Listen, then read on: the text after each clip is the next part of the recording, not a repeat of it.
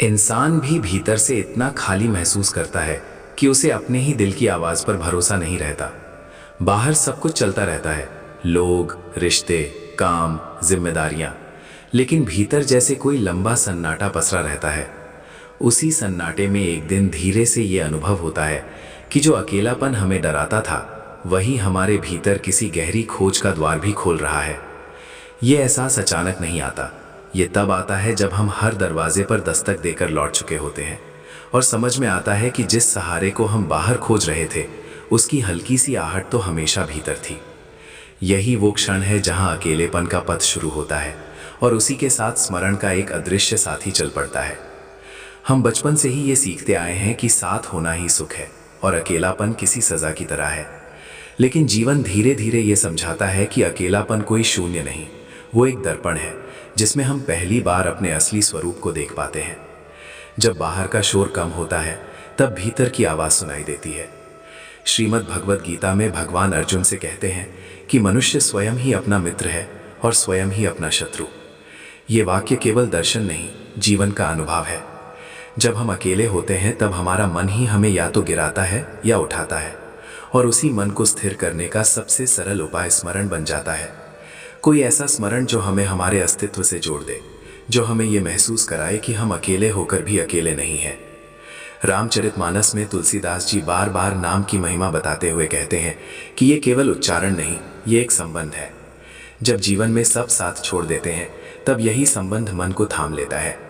ये वैसा ही है जैसे अंधेरे कमरे में एक छोटा सा दीपक जल जाए। अंधेरा पूरी तरह खत्म नहीं होता, लेकिन डर खत्म हो जाता है। अकेलापन भी वैसा ही अंधेरा है और स्मरण उस दीपक की लौ है। ये लौ धीरे धीरे मन के कोनों को रोशन करती है और हमें ये समझ में आता है कि जो हम खो चुके हैं, उससे ज़्यादा कुछ हमारे भीतर अब भी बचा हुआ है। कबीरदास जी की साखी है, जहाँ खोजे तहाँ न मिले, जहाँ न खोजे तहाँ। जब हम इसे अपने जीवन से जोड़कर देखते हैं, तो समझ में आता है कि हम हर जगह साथ खोजते रहे, लेकिन जिस क्षण हमने अपनी आंखें बंद करके भीतर देखा, उसी क्षण वो साथ महसूस होने लगा। ये कोई चमत्कार नहीं, ये मन की दिशा बदलने का परिणाम है। जैसे नदी जब तक बाहर बहती है, तब तक समुद्र नहीं मिलती, लेकिन जैसे ही वो अपनी धारा को सही दिशा में मोड़ती है, उसे अपना गंतव्य मिल जाता है। अकेलापन वही मोड़ है जहां से स्मरण की धारा शुरू होती है। आज के जीवन में हम इतने लोगों से जुड़े होते हुए भी भीतर से कटे हुए क्यों रहते हैं? इसका कारण यही है कि हमारा संबंध केवल शब्दों और भूमिकाओं तक सीमित है। स्मरण उस संबंध को जन्म देता है जो बिना शब्दों के भी चलता है। ये स्मरण किसी विशेष समय या स्थान का मोहताज नहीं होता। चलते फिरते, काम करते हुए, थकान में, आंसुओं में, हर जगह ये साथ रहता है। यही कारण है कि जिन लोगों के जीवन में स्मरण उतर जाता है, उनके चेहरे पर एक अनकही शांति होती है। वे भी संघर्ष करते हैं, वे भी जीवन के उतार चढ़ाव से गुजरते हैं, लेकिन भीतर एक स्थिरता होती है जो उन्हें टूटने नहीं देती। उपनिषदों में कहा गया है कि आत्मा अकेली ही आती है और अकेली ही जाती है, लेकिन इस अकेलेपन का अर्थ अलगाव नहीं, स्वतंत्रता है। जब ये समझ जागती है, तब अकेलापन बोझ नहीं रहता, वो साधना का पथ बन जाता है, और इस पथ पर स्मरण एक मित्र की तरह चलता है। सूरदास जी ने अपने पदों में बार बार ये भाव व्यक्त किया कि प्रभु से संबंध कोई बाहरी घटना नहीं, वो भीतर की जागृति है।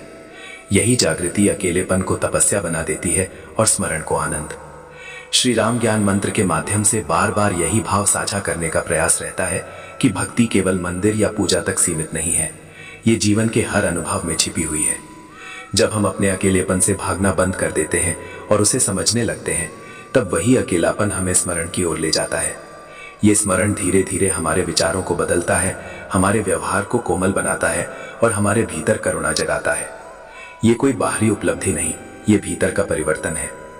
जीवन में एक समय ऐसा आता है जब हम पीछे मुड़कर देखते हैं और पाते हैं कि जिन क्षणों में हम सबसे ज्यादा अकेले थे, उन्हीं क्षणों में स्मरण सबसे ज्यादा पास था। जैसे कोई माँ दूर खड़ी होकर भी अपने बच्चे पर नजर रखती है, वैसे ही ये स्मरण हमारे हर कदम के साथ चलता है। ये हमें गिरने देता है ताकि हम सीख सकें, लेकिन छोड़ता कभी नहीं। यही वो अनुभव है जो साधना को बोझ नहीं रहने देता, बल्कि प्रेम का संबंध बना देता है। जब ये भाव जागता है, तो फिर अकेलापन डराता नहीं, वो एकांत बन जाता है, और एकांत में ही मन अपनी असली आवाज सुनता है। यही आवाज धीरे धीरे ध्यान बन जाती है, और ध्यान से एक ऐसी शांति मिलती है जो किसी भी बाहरी उपलब्धि से बड़ी होती है। ये शांति हमें ये सिखाती है कि साथ का अर्थ केवल किसी का पास होना नहीं, बल्कि किसी का भीतर होना है। यदि इस पूरे चिंतन ने आपके मन को थोड़ा भी छुआ हो, यदि आपको अपने अकेलेपन में भी एक अदृश्य साथ का अनुभव होने लगा हो, तो इस भाव को अपने जीवन में जगा दीजिए। श्री राम ज्ञान मंत्र के इस परिवार से जुड़े रहिए। वीडियो को लाइक कीजिए, चैनल को सब्सक्राइब कीजिए, अपने अनुभव कमेंट में लिखिए और उन लोगों तक शेयर कीजिए जो अपने अकेलेपन में रास्ता खोज रहे हैं। बेल आइकन को अवश्य दबाइए ताकि ऐसे ही भावपूर्ण और जीवन को छूने वाले विचार आप तक लगातार पहुंचते रहें। अंत में बस यही प्रार्थना है कि आपका हर अकेला क्षण स्मरण से भर जाए और आपको ये अनुभव हो कि इस पथ पर आप कभी अकेले थे ही नहीं, साथ तो हमेशा से चल रहा था।